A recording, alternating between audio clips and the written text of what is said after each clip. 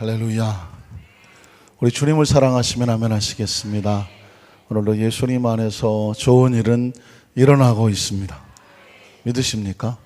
예수님 안에서 절대 절망은 없습니다. 절대 희망입니다.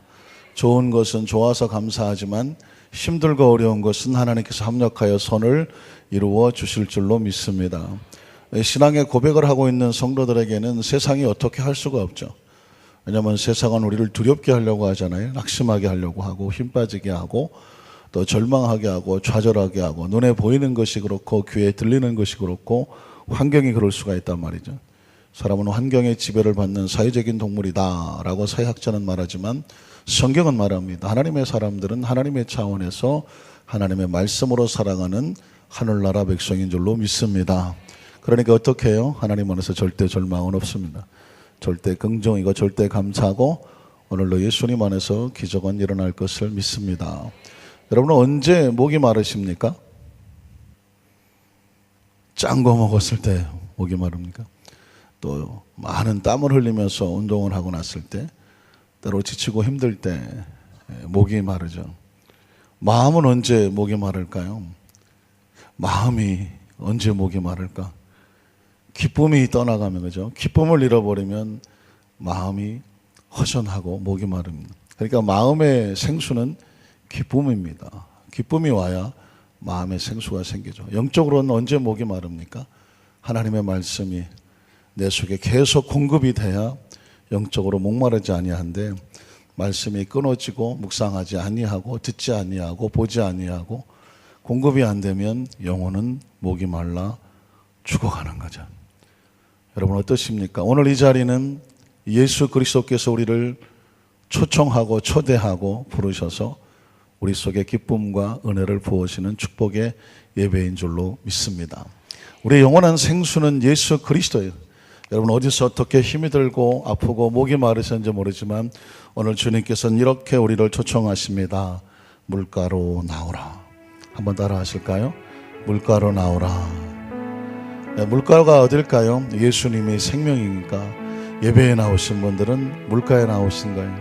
이 찬양을 우리가 차분하게 하나하나 가사를 씹어가면서 고백하게 될 때, 주님, 난 가정에서 사업에서 직장에서 인간관계에서 여러 가지 많은 일로 지치고 목이 마르고 허기집니다. 오늘 이 모든 것을 사람에게 의지하려고 해도 안 되고 환경도 안 됩니다. 예수님의 이름이 생명인 것을 믿습니다. 이 찬양을 부를 때 예수님의 생명이 우리 속에 주시는 그 생수가 넘쳐나도록 역사하여 주시옵소서. 이런 심령을 가지고 함께 찬양하도록 하겠습니다.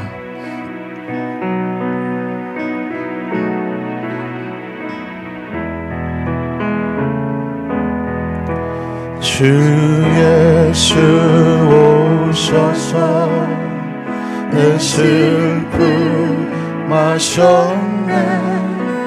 나의 아르고 내 주 하셨네.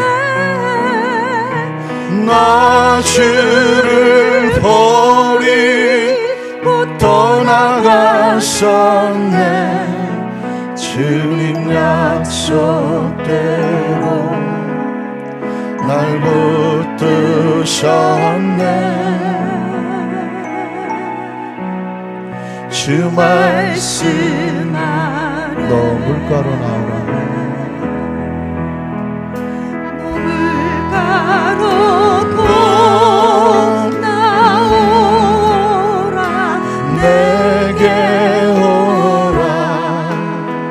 내 목마른 것을 내가 채우리라.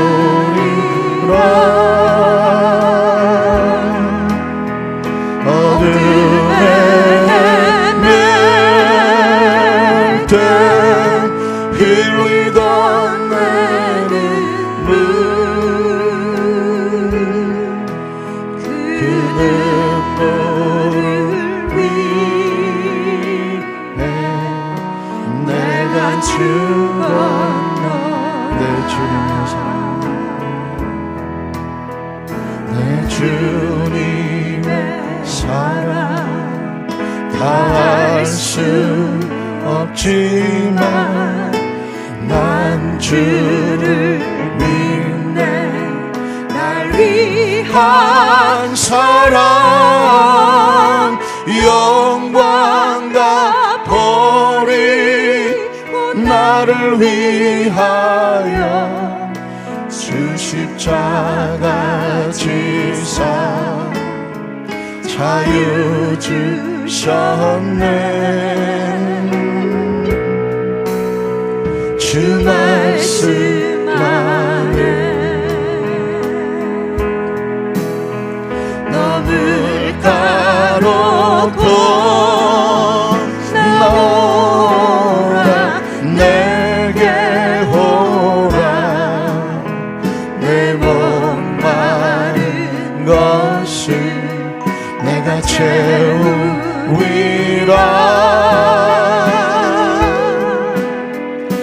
어둠에 헤맬 때 흘리던 내 눈물 그 눈물 위에 내가 주다. 우리 한번 두 손을 다시 잡고 내 마음과 영혼 내 마음과 영혼 다 주께 드리네. 주 없는 삶을 다 허무한 삶 그 주여 은혜의 문을 여소서. 주의 크신 사랑 나 찬양하시면서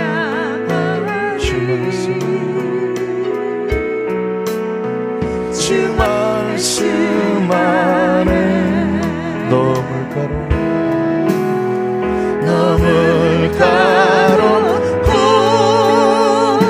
나오라 내게 오라 내 목마른 것을 내가 채우리라.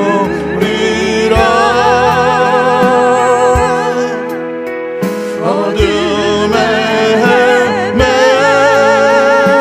때 흘리던 내 눈물 그 눈물 위에 내가 죽었네. 너물가로 나오라 너물가로 건너오라 내게 오라 내 목마른 것을 내가 채우리라.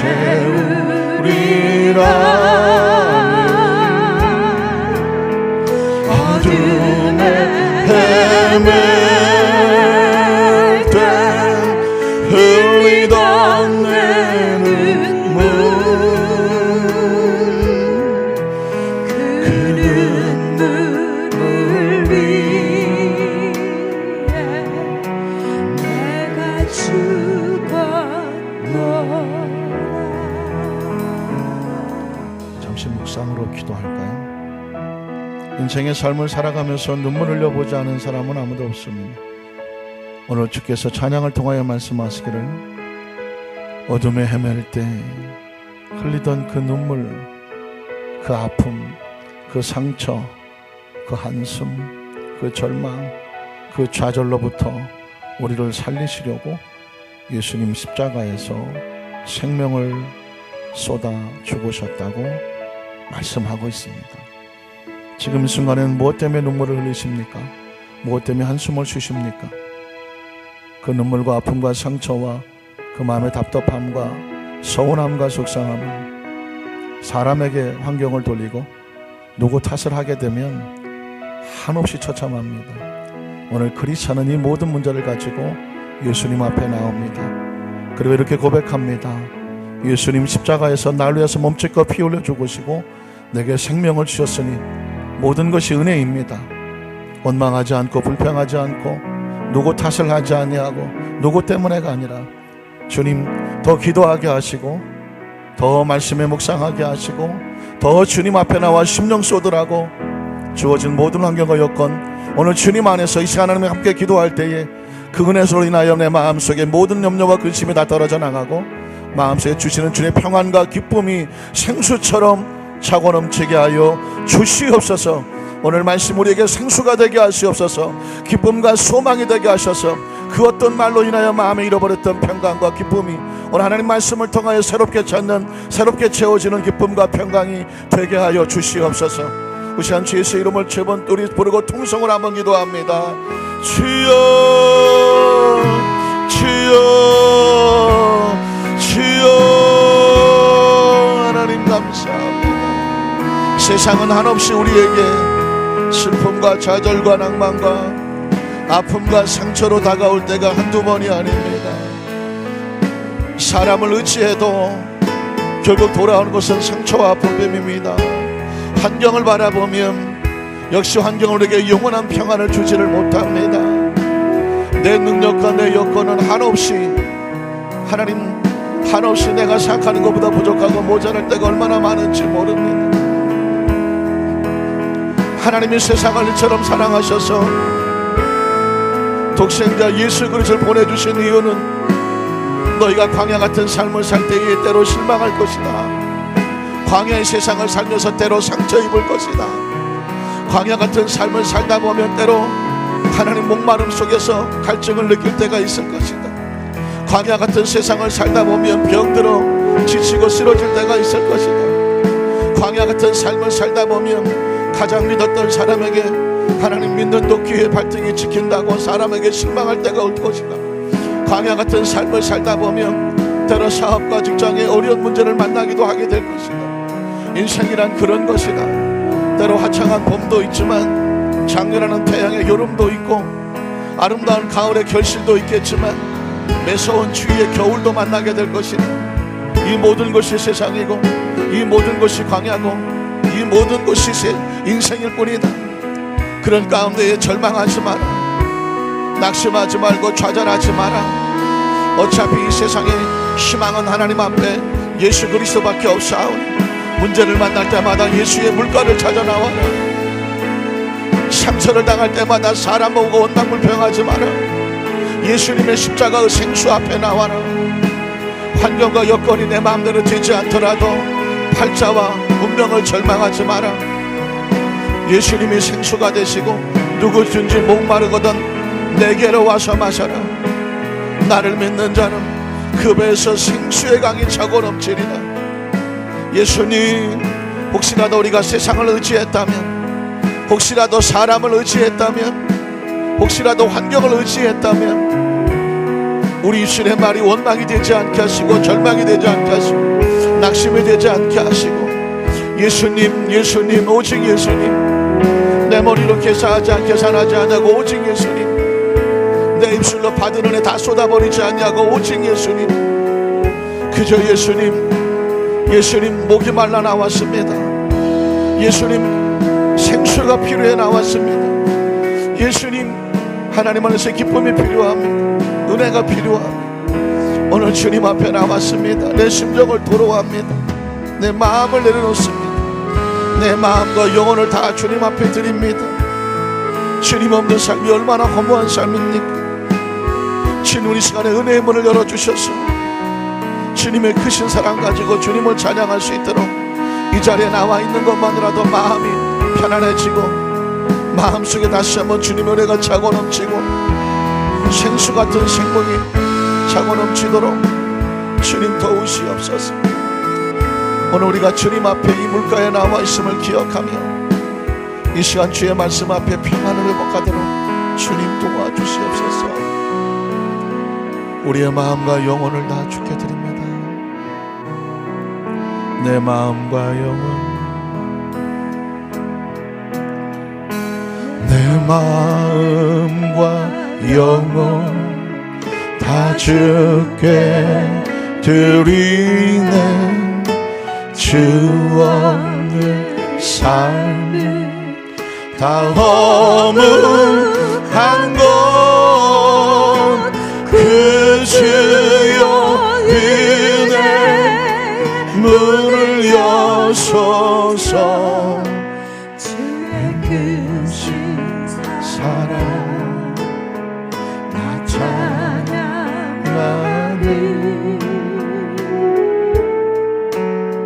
주 말씀하네.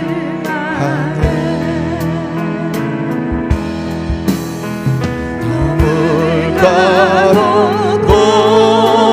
건너오라.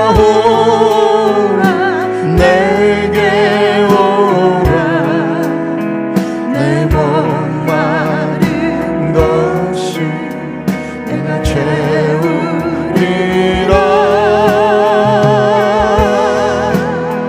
어둠에 헤맬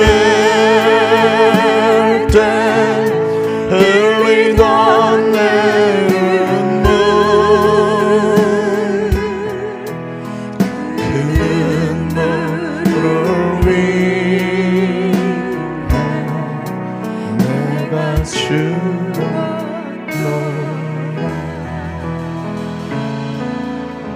하나님 감사합니다. 주께서 말씀하여 주셔서 우리가 이 세상에서 어떤 눈물과 아픔과 상처를 가지고 오늘 이 자리에 나와 있든지 오늘 주께서 말씀하십니다. 물가로 나오라. 내 이름과 그 보혈과 그리고 십자가 앞에 나와서 심령을 쏟아 놓아라. 오늘 주님께서 큰 은혜의 문을 열어주셔서 마음을 만져주시고 위로하시고 싸매어 주셔서 인생의 삶을 살아면 혹시라도 사람 바라봤던 것, 혹시라도 환경 의지했던 것, 혹시라도 잠시 하늘을 바라보는 것을 잊어버렸던 것들, 혹시라도 사명으로 살아야 되는데 그 사명을 잃어버렸던 것들, 혹시라도 내 머리로 계산했던 것들, 내 생각을 주장했던 것들, 내 고집과 내 마음대로 되지 않아서 서운했던 것들, 이 모든 것들을 오늘 예수 십자가 앞에 다 내려놓고 주님이 주신 한량없는 은혜로, 그 은혜로 말미암아 이 모든 것들을 내 속에서 앙금과 찌꺼기가 아닌 기쁨과 감사로, 이것도 감사하고 저것도 감사하고, 주신 것도 감사하고 안 주신 것도 감사하고, 응답하신 것도 감사하고 거절하신 것도 감사하고, 하나님 내 삶에 이루어진 것도 감사하고 아직 이루어지지 않은 것도 감사하고, 차고 넘치는 것도 감사하고 부족하여 애타지만 그 가운데 주신 은혜를 생각하면서 감사하고, 오늘 하나님 이 감사의 고백으로 하나님 앞에 영광을 돌립니다. 주신 은혜가 차고 넘쳐 싸우니 이제 그 심령마다 말씀 다가오셔서 우리 모두를 그리스도의 형상과 모양으로 말씀으로 만들어 가시는 귀한 말씀의 시간이 되게 하여 주시옵소서. 예수님 이름으로 간절히 축복하고 기도드리옵나이다. 아멘. 자우기시 한번 축복하십시오. 예수님만이 우리의 생수가 되십니다.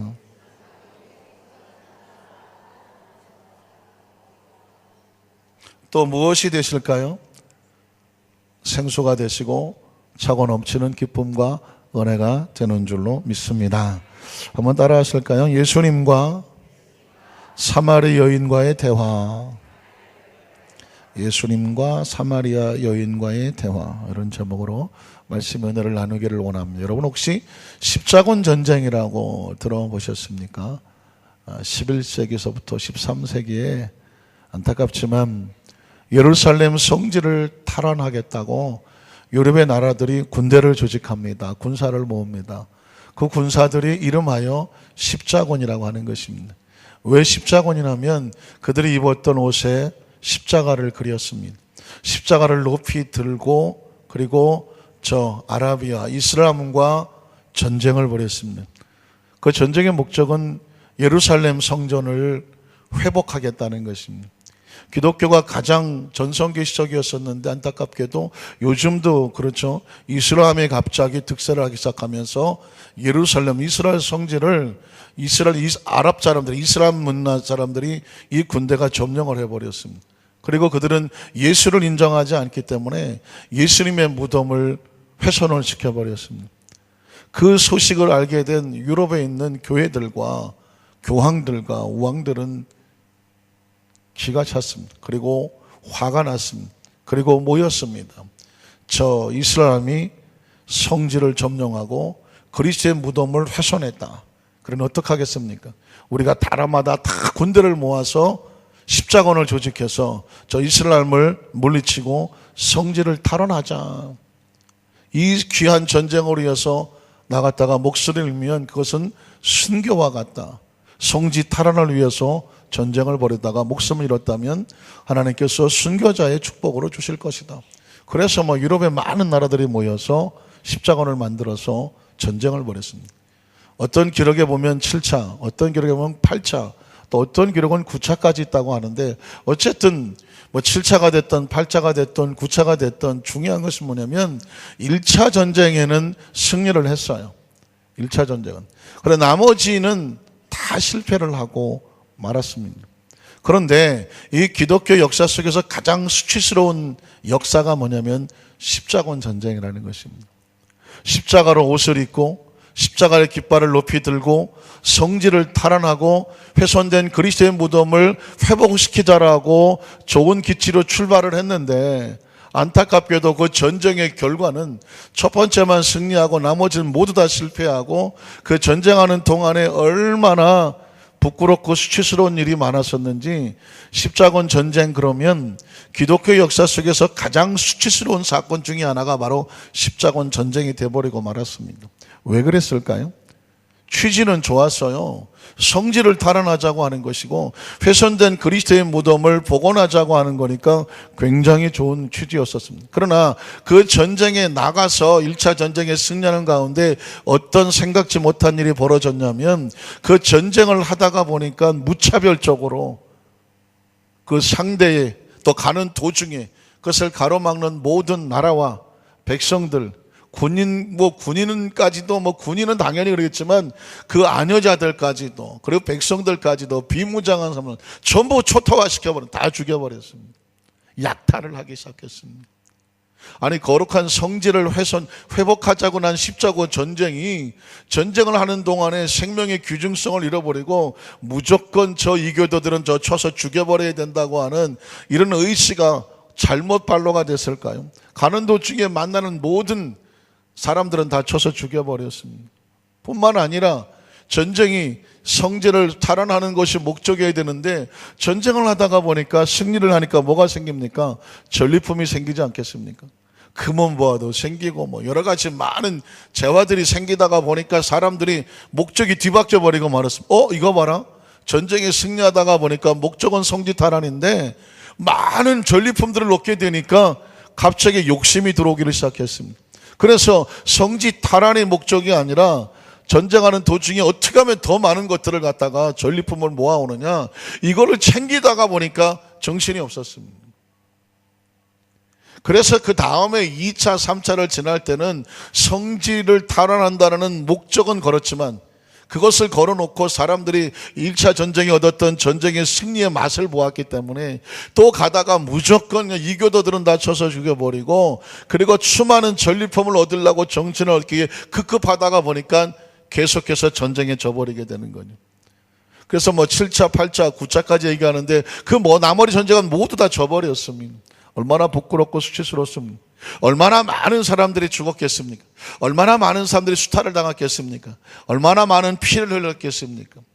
십자군 전쟁에서 주는 놀라운 교훈은 뭐냐면, 분명히 그리스도의 무덤을 복원하고 성지를 탈환하자라고 출발을 했는데 실상 그 속에 벌어지는 것은 기독교가 아닌 것들은 다 쳐서 죽여버려야 된다고 하는 잘못된 어떤 논리가 서게 되고, 그런 과정에서 얻어지는 것들은 이건 당연하게 우리가 얻을 수 있는 것이니까 우리 마음대로 써도 좋다라고 하는 욕심이 생기게 되는 것입니다.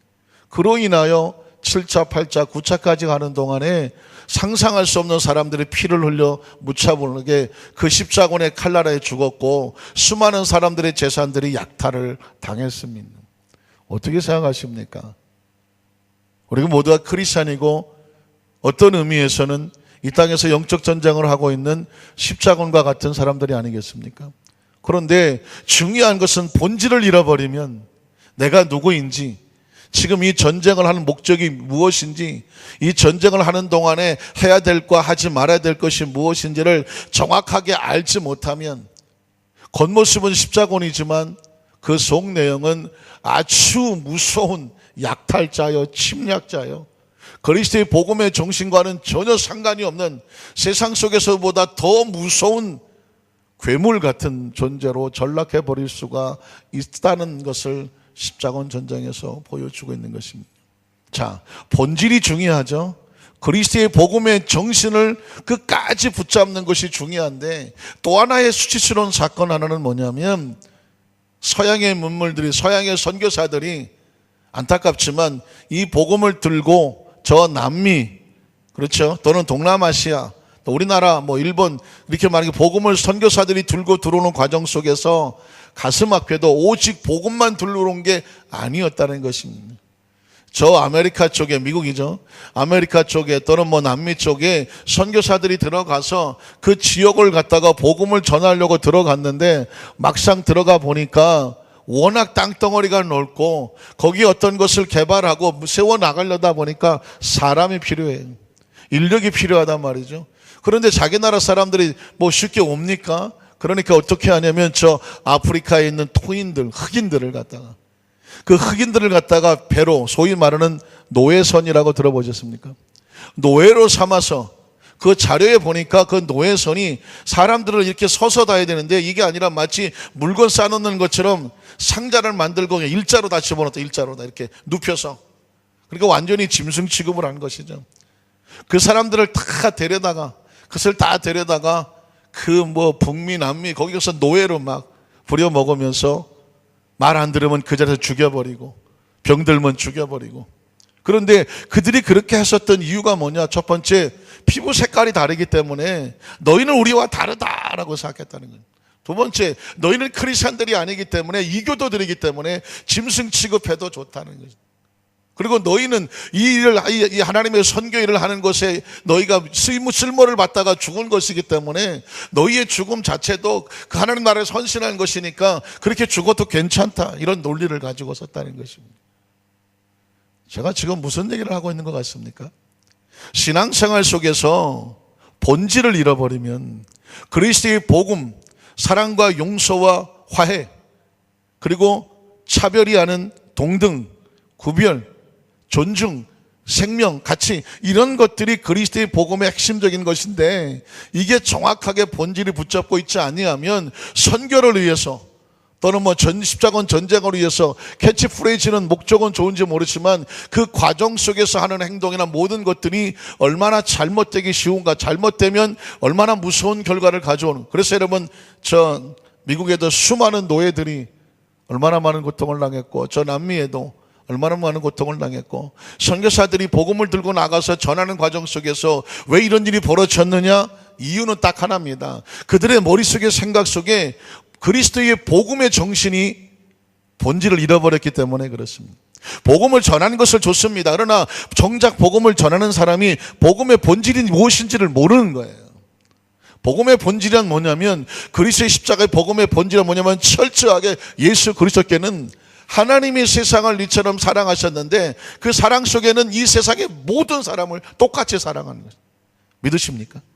흑인이든 백인이든 황인종이든 홍인종이든 남자든 여자든, 당시 무슨 양반이든 쌍놈이든, 어쨌든 배웠든 못 배웠든 하나님이 세상을 이처럼 사랑했다는 것은 하나님의 사랑 속에 이 지구 안에 모든 것들은 다 들어가 있는 것입니다. 여러분이 별로 이렇게 아닌데요, 우린 양반인데요, 집안이 노비하고는 다른데 혹시 그런 겁니까? 정신 바짝 차리셔야 돼요. 정신 바짝 차리는 것은 뭐냐면, 우리가 신앙생활을 수십 년을 해왔어요. 그러나 정확하게 아셔야 되는 것은 신앙생활의 연조가 중요하지 않아요. 물론 신앙의 연조가 될수록 성숙한 모습의 연조라면 아주 중요하죠. 그러나 그 본질을 모르는 신앙의 연조는 아주 위험합니다. 왜? 그 본질 없이 신앙생활을 오래 했다는 것은 얼마나 위험합니까? 기도 생활을 얼마나 많이 하느냐? 굉장히 중요해. 그러나 본질이 없는 기도 생활은 아주 위험합니다. 왜냐하면 이렇게 말하는 사람 들어봤습니까? 내가 기도해 볼게.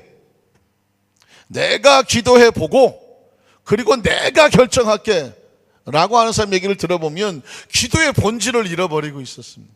왜냐하면 하나님보다 위에 있잖아요. 내가 기도해보고 하나님께 물어보고 하나님의 말씀에 따라서 내가 이렇게 해달라 저렇게 해달라 할 수 있다고 생각하는 것은 아주 무서운 것입니다.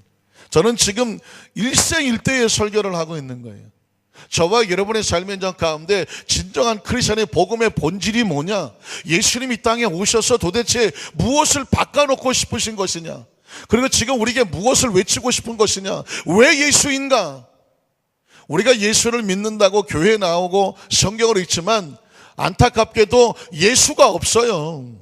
예수의 정신이 없고 예수의 복음이 없고 예수의 본질이 없이 구약시대의 어떤 그런 성전의 모습, 구약시대의 제사의 모습, 형식의 모습, 그런 사고와 그런 마음을 가지고 신앙생활을 하면 안타깝지만 그 십자군 전쟁하던 그런 사람들의 모습이나 선교를 한다고 나가서 그 가난하고 힘들고 못 사는 원주 있는 그런 나라에 가서 횡포하고 마음껏 사람이 똑같은 사람인데 색깔이 다르다고 또 종교가 다르다고 이교도 취급하고 짐승 취급하고 쳐서 죽이고 마음대로 부려먹고 인권도 없고 자유도 없는 그런 모습을 하면서도 이게 주님의 일이라고 하고 있는, 이게 그리스도의 복음이라고 말하고 있는 잘못된 선교사, 잘못된 십자군 전쟁들이 왜 기독교 역사 속에서 수치로 남아있느냐?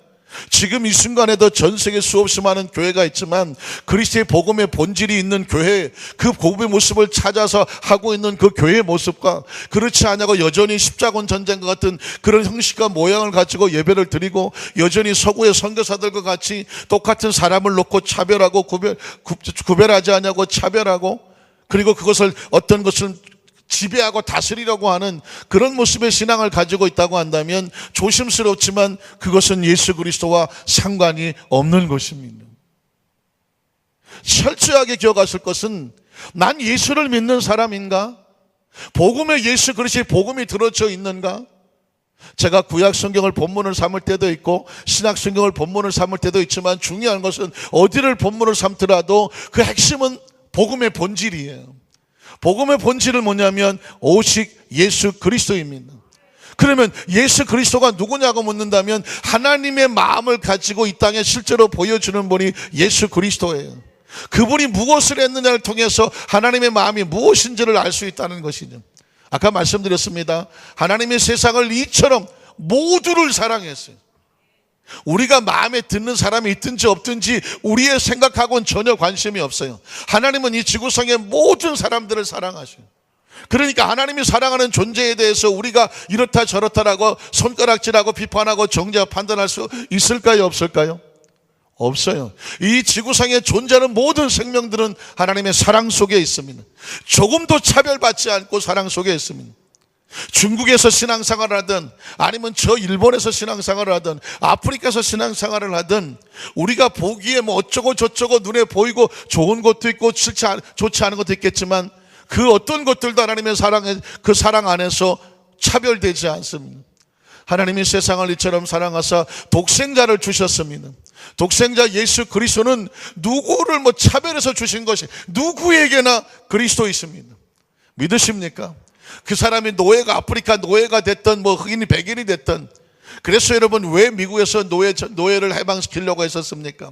복음을 머릿속에 들고 있는 사람은 우리가 예수 그리스도 안에서 왜 노예가 필요하냐? 예수 그리스도 안에서 왜 흑인은 노예가 되어야 되고 백인은 그 노예의 주인이 되어야 되느냐? 이거는 그리스도가 아니다. 그리스도가 지금 우리 가운데 와 있다고 한다면 그리스도의 복음은 백인에게는 더 많이 주고 흑인에게는 더 좋게 주느냐? No. 모든 사람이 흑인이든 백인이든 하나님의 사랑 속에 들어와 있다. 그들에게서 독생자를 똑같이 주신 것이다. 그리고 누구든지라고 말하고 있습니다. 누구든지 저를 뭐 하는 자마다, 믿는 자마다. 어마어마한 충격입니다. 오늘 저와 여러분에게는 제가 이런 얘기를 해도 별로 감동이 안 될 수도, 왜? 다 아는 내용이지 뭐. 그러나 유대인들이 자기들은 바리새인과 서기관들이고 선택된 민족이고 오직 자기들만 구원받은 백성이고 나머지 백성은 전부 이방인이고 개 취급을 하던 그 유대인들에게 그리스도가 누구든지 하나님이 누구나 사랑하시고 누구든지 구원받을 수 있으며 누구든지 예수님을 통해서 하나님의 자녀가 된다. 어마어마한 충격이었습니다. 죄송한 얘기지만 오늘날 시대에도 별 다르지 않습니다. 왜냐하면 많은 교회 안에 유대인들이 있기 때문에 그렇습니다. 우리 교회는 없어요. 우리 교회는 없다고 봐요. 그러나 이 땅에 존재했던 많은 교회 중에서 교회 안에 아직도 여전히 유대인들이 있어요. 유대인들이 있다는 얘기는 뭐냐면 나는 의로워. 나는 의로운데 너는 왜 그 모양이냐라고 판단하는 순간 그 사람은 유대인이 되는 것입니다. 그리스도는 절대로 판단하지 않습니다. 그리스도는 자기보다 못한 사람을 보면 신앙의 열이고 어리니까 어떻게 되냐면 사랑으로 돌보아야 돼요. 사랑으로 기다려줘야 돼요. 사랑으로 격려해줘야 돼요. 격려해줘야 돼요. 이건 크리스찬이에요. 혹시라도 나하고 정말 안 맞아. 그럼 이렇게 생각해야 돼요. 아, 은사가 다르구나. 은사가 다르구나. 아니면 내가 저 사람을 아직까지 더 헤아려 주지를 못하는 내가 부족하구나 해서 하나님의 관점에서 그 사람을 바라보면서 절대로 판단하거나 비판하거나 내가 결론 내리지를 않아요. 크리스찬은 그렇게 해요. 그러나 유대인들은 그렇게 하지 않아요. 너는 왜 그 모양이냐? 너는 왜 그 모양이냐? 내가 할 땐 이렇게 했다. 이렇게 사람이 판단이 되고 정죄가 되고 평가를 하고 분석을 하고 결론을 내리게 되면 죄송하지만 크리스찬은 아니에요. 유대인이에요. 왜 예수님께서 그 유대 민족 가운데 오셔서 그 독사의 자식들아 해가면서 왜 죄인들과 세리들과 장녀들과 그 불쌍한 사람들과 같이 있으면서 바리새인과 서기관 같이 하지 아니한 이유는 뭐냐면 그 사람들은 사람을 비판하고 정죄하고 손가락인 사람들이었습니다. 그리고 하나님 앞에 나와서 나는 하나님 앞에 의로운 사람입니다. 일주일에 2번씩 금식하고요. 나는 11조도 꼬박꼬박 드리고요. 늘 말씀을 묵상하고 말씀을 쓰고요. 그러니까 자기 자신 하나님 앞에서 나는 최상이에요. 그리고 바리새인의 기도 가운데 아주 무서운 것이 무엇입니까? 하나님, 나는 저 세리 같지 않은 것이 얼마나 감사한지 모릅니다. 완전히 차별을 하고 있지 않습니까? 이게 그리스도의 복음과 다른 거예요. 유대인들은 그렇게 해요. 아유, 나는 저런 사람하고, 아유, 난 저 사람 같지 않은 게 얼마나 감사한지 모릅니다. 오, 하나님 감사합니다. 얼마나 진짜 감사한 기도예요. 그러나 이건 하나님의 마음과 전혀 달라. 예수님은 그 기도에 관심이 없어. 예수님은 세리가 기둥 뒤에서 주여, 어떻게 나 같은 사람도 용서해 주셔서 이 성전에 나와서 기도하게 하냐. 내가 세리고 부끄럽고 추한 존재인 걸 다 알기 때문에 나는 어떻게 앞에 드러내 앉지도 못하고 저 성전 뒤에 구등 뒤에 숨어 있는데 지금은 내가 이렇게 정말 어쩔 수 없이 세리짓을 하고 있어서 동족들의 피를 빨아먹는 손가락질하며 당하고 있지만 내 가슴에 하나님의 나라가 들어왔으니 난 언젠가 반드시 이것을 청산하고 마치 삭개오처럼 내가 토색한 것이 있으면 내가 다 몇 배나 다 갚고 내 모든 삶의 본질을 예수님 안에서 온전히 속이는 그날을 위해서 지금도 몸부림치고 기도하고 있습니다. 주여 나를 불쌍히 여겨주소서. 예수님의 관심은 거기 있는 거예요. 거기 있는 거예요. 사랑하는 성도 여러분, 오늘 저와 여러분의 삶의 현장 가운데 신앙생활 하면서 얼마나 무슨 집을 좋은 집을 살았느냐, 얼마나 내가 무슨 뭐를 많이 했느냐, 내가 무슨 은사가 많으냐 중요해요. 그런 것들 다 하나님 표적일 수 있고 열매일 수 있어요. 그러나 본질이 더 중요해요. 본질이. 그 속에 뭐가 있어야 되냐면 그리스도의 복음의 정신이 정확하게 있어야 돼요. 정확하게. 믿으십니까? 누구든지 저를 믿는 자마다 멸망치 않고 영생을 얻게 하렸음이라는 복음이란 뭐냐? 모든 사람에게 차별 없이, 누구에게나 차별 없이. 왜 이런 게 필요하겠습니까? 그 전에 세상의 질서는 온통 차별이었어요. 우리나라만 하더라도 그렇지 않습니까? 예전에 양만 쌍놈이 있었죠. 왜 생겼는지는 모르겠지만 그 조직 속에서 하다가 보니까 기득권을 가지니까 양반이 되고, 그걸 갖지 못한 사람들이 참 안타깝게도 쌍놈이 되고, 귀족이 있고 하층민이 있고, 어느 나라 어느 세계사 역사 세계 속에서도 인간은 그렇게 구별을 해놨습니다. 차별을 해놨습니다. 전쟁이 대세의 나라 속에서는 어떻게 합니까? 늘 전쟁이라 힘 있는 사람은 높아지고 여자나 아이들은 어떻게 됩니까? 전쟁이 벌어지면 가장 취약하니까 가장 위기를 많이 당하고, 그리고 예전에 우리나라 100년 전만 하더라도 조선시대만 하더라도 어떻습니까? 여자들은 사람 취급도 받지를 못했잖아요. 인권이 없었다는 얘기입니다. 왜 그렇습니까? 유교라고 하는 그 유교의 그 영향을 받아서 도덕도 있고 윤리도 있고 다 좋지만 남녀는 차별이에요. 차별. 아이들도 차별이에요. 유대인 당시에도 여전히 여자는 경제 능력이 없었습니다. 그러니까 인권이 없었다는 말입니다. 그래서 유대 성경 속에서 가장 불쌍한 단어가 과부라는 것입니다. 왜? 남편이 없어. 남편이 없다는 얘기는 뭐예요? 경제적인 능력이 없다는 것입니다. 그리고 여자들과 아이들은 사람 취급을 안 했어요. 숫자도 넣지 않았다고 말하잖아요. 이스라엘 백성이 애굽에서 나올 때 65만인가 밖에 안 됐어요. 그게 남자들이에요.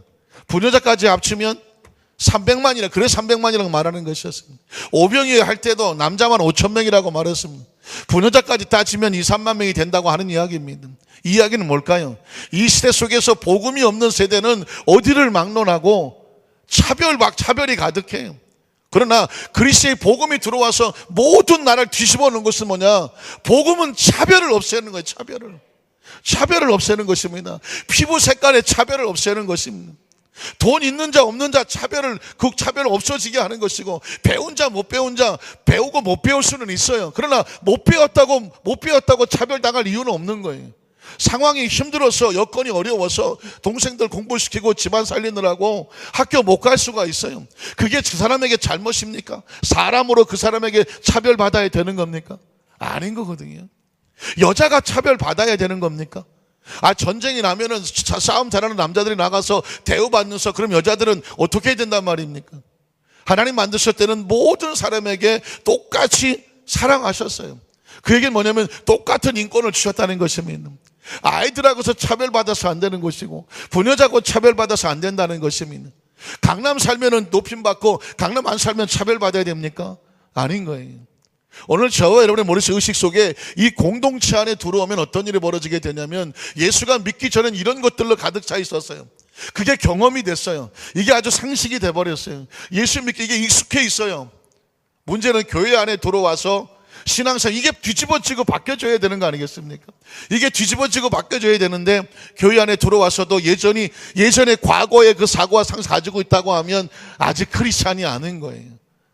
예수를 믿고 나면 뭐가 깨져야 되냐면, 내 상식과 내 사고가 깨져야 되는, 내 경험과 내 상식이 깨져야 되는 것이.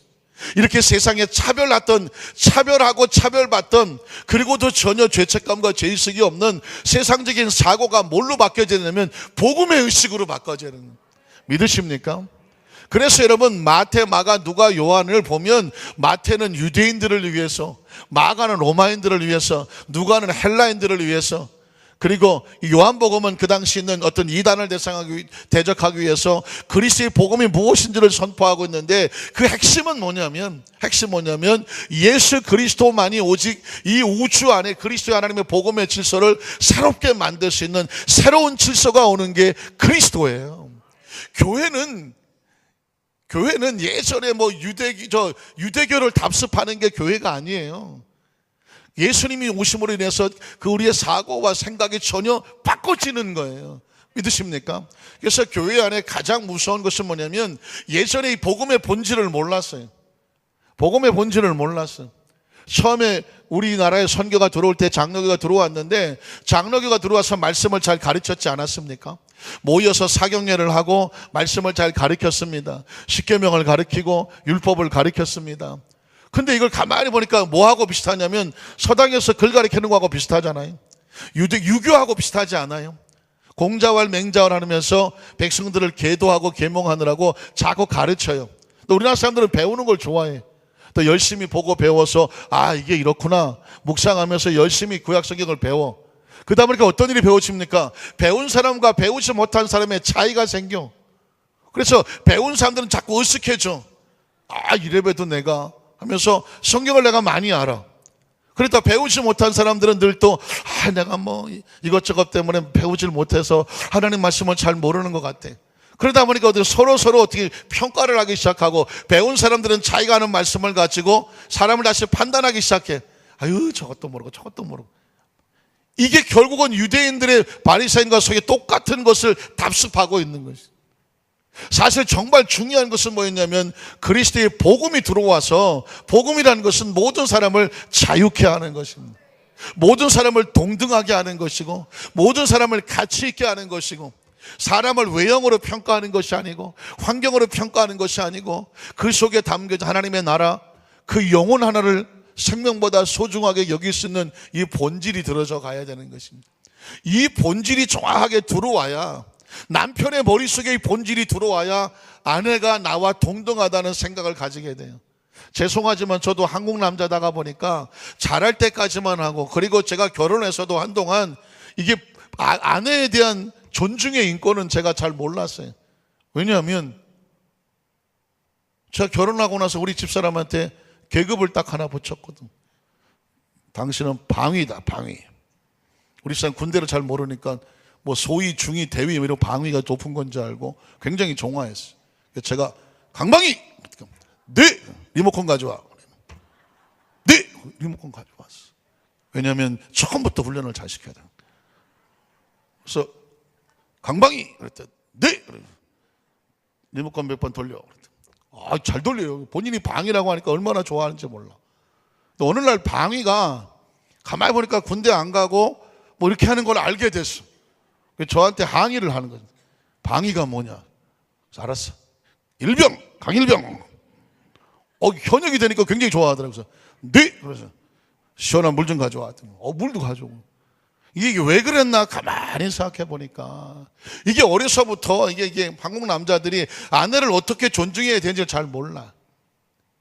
지금 가만히 생각하니까 제 머릿속에 부인하고 결혼했는데 부인이 같은 동등된 인권이라는 생각보다는 그냥 집에 쫄병 하나가 들어왔나 보다.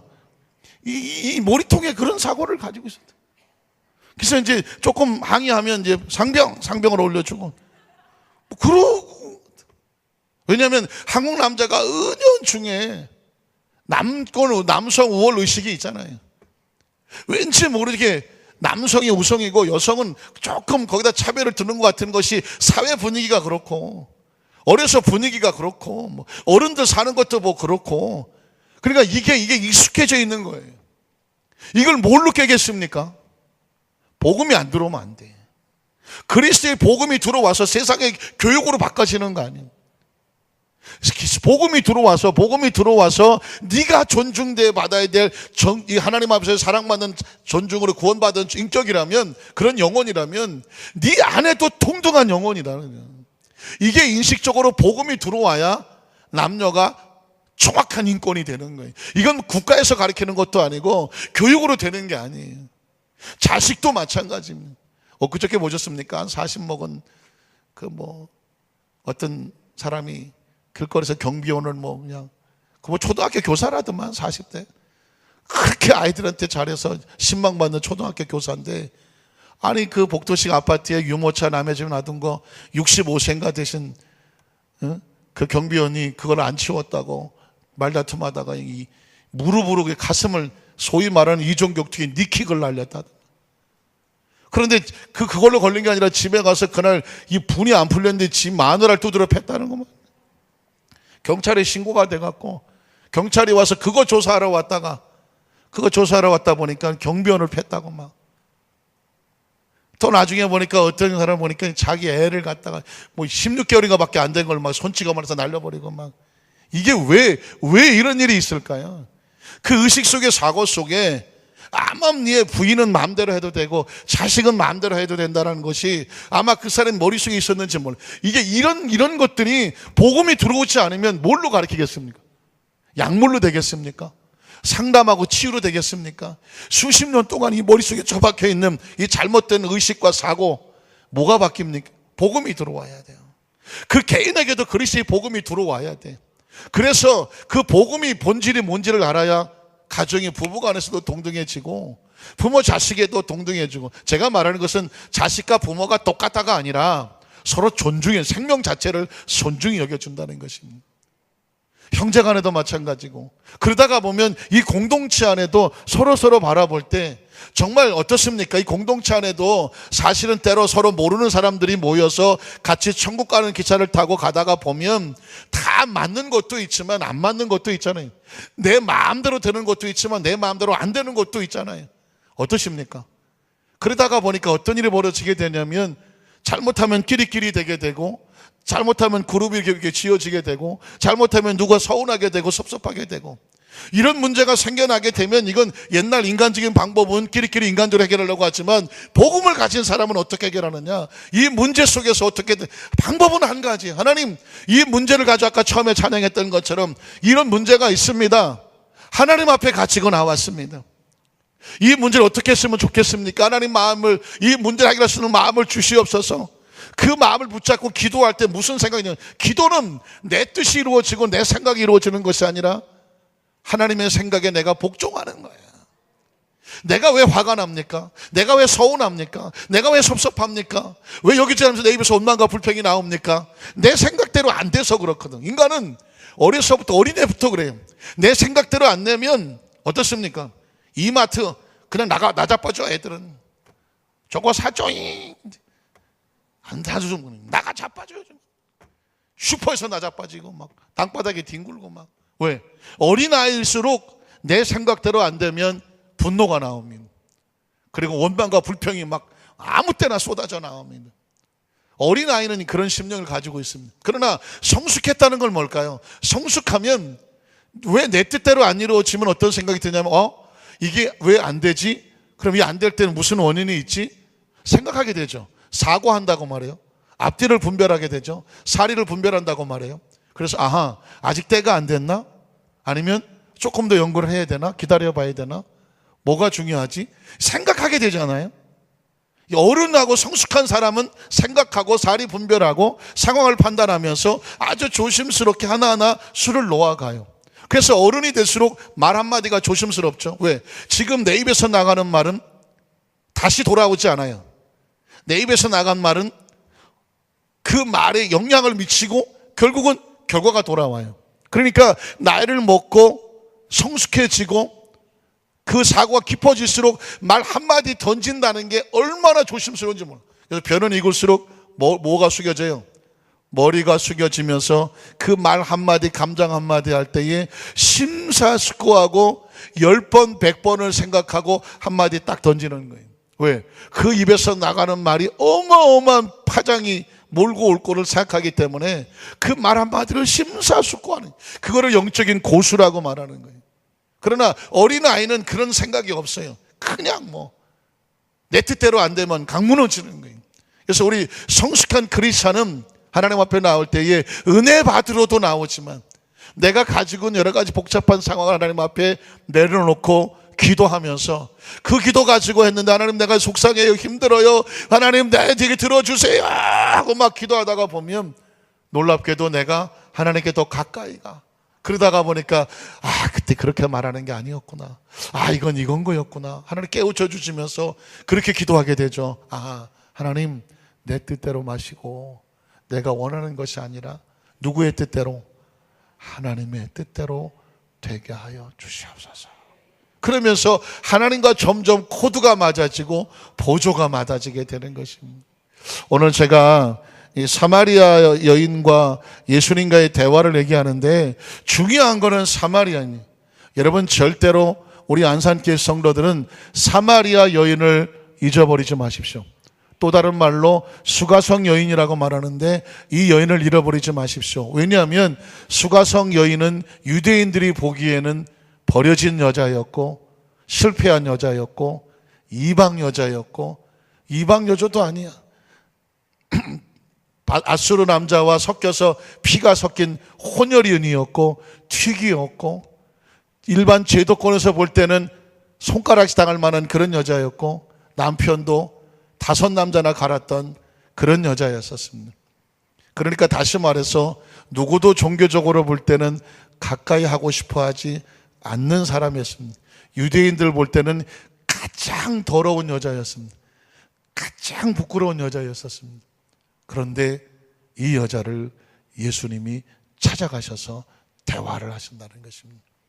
다시 말해서 하나님의 나라는 그런 거라는 것입니다. 복음은 이런 것인 것입니다. 세상적으로 판단하지 아니하고 가장 죽어가고 가장 절망적이고 가장 낙심한 그 한 영혼을 건져내기 위해서 예수님이 찾아갔다는 얘기는 하나님의 나라가 갔다는 것입니다. 하나님의 나라는 지금도 그런 사람을 찾아가는 것입니다. 오늘 저와 여러분이 정말 진정한 크리스찬이라고 한다면 내가 살아 숨쉬는 동안에 무엇을 해야 할까? 사마리아 여인을 찾아가십시오. 내가 사마리아 여인이었던 것처럼, 나를 찾아온 하나님의 나라가 나를 이렇게 만들었던 것처럼, 내가 남은 생애 속에서 한 100년 사시겠죠? 별로 마음에 안 드시면 150년 사실지어다 그러지. 얼마를 살지는 아무도 몰라요. 살아 숨쉬는 동안에 하나님의 나라가 나를 찾아왔던 것처럼 나도 남은 생에 내 생명의 가치가 이유가 있으려면, 내 생명의 가치가 하나님 나라에서의 그 존재의 의미가 있으려면 오늘 저와 여러분도 그런 사람을 찾아가서 그 영혼을 살려내고 복음을 전해주는 자가 되어야 돼요. 얼마나 오래 살았느냐? 세월 지나고 나면 별로 의미 없습니다. 무드셀라 969세인가 살았습니다. 어쨌다는 거죠. 900살 살았는데 뭐 어쨌다는 거죠. 그러나 가끔씩 해외 토픽 같은 데 보면 태어난 지 얼마 안 되는 아이가, 불과 12개월도 못 산 아이가 정말 지독한 병으로 이 세상을 떠나면서 그 아이가 온갖 장기를 다 내어주며 자기보다 더 어려운 고통당한 어린아이들에게 10명, 20명을 살리고 하늘나라를 갑니다. 모든 사람을 그 아이를 보고 천사라고 말합니다. 이 땅에 딱 11개월 살려고 온 아이입니다. 12개월 살라고 온 아이. 세상은 이렇게 말하겠죠. 지질이 복도 없는 놈이다. 그러나 그 12개월 살다가 아이가 다른 생명을 12명을 살리고 갑니다. 969살을 산 무드셀라는 뭘 하시다가 사셨는지 잘 모르겠어요. 얼마나 오래 살냐가 중요하십니까? 얼마나 오래 살면서 먹고 얼마나 마시고 살았냐가 중요합니까? 복음의 본질은 그 사람이 사는 동안에 얼마나 많은 사람을 살렸느냐가 복음의 본질입니다. 왜냐하면 육체는 어차피 이 땅에 흙으로 돌아갈 것입니다. 지금 우리가 오늘 살아있다고 하면 기회를 주는 것입니다. 오늘은 기회입니다. 믿으십니까? 뭐 할 수 있는 기회냐면 복음의 본질을 실천할 수 있는 기회예요. 오늘은 기회. 내일은 또 우리가 아침에 일어난다면 역시 기회를 주는 것입니다. 기회는 잃어버리면 아무짝에 쓸모가 없는 것입니다. 간절히 바라기는 오늘 저와 여러분이 눈에 보이는 것보다 눈에 보이지 않는 예수님께서 그렇게 움직이시는 그 모습 하나만 통해서라도 우리에게 강력한 메시지가 됩니다. 그분이 우리를 찾아오셨던 것처럼 오늘 하루 또 표시 안 나요. 뭐 대단한 사건도 아니에요. 그냥 여러분이 누군가를 찾아가서 따뜻하게 손 한번 잡아주고 같이 눈물을 흘려주고 눈 닦아주고 냉면 한 그릇 같이 나누고 같이 등 따스려주고 힘들어할 때 옆에 있어주면 놀랍게도 그곳에 하나님의 나라가 가는 것입니다. 오늘 하루도 이 하나님의 나라가 저와 여러분을 통해서 이 삭막한 광야에 생수처럼 퍼져나가시기를 주님의 이름으로 축복합니다.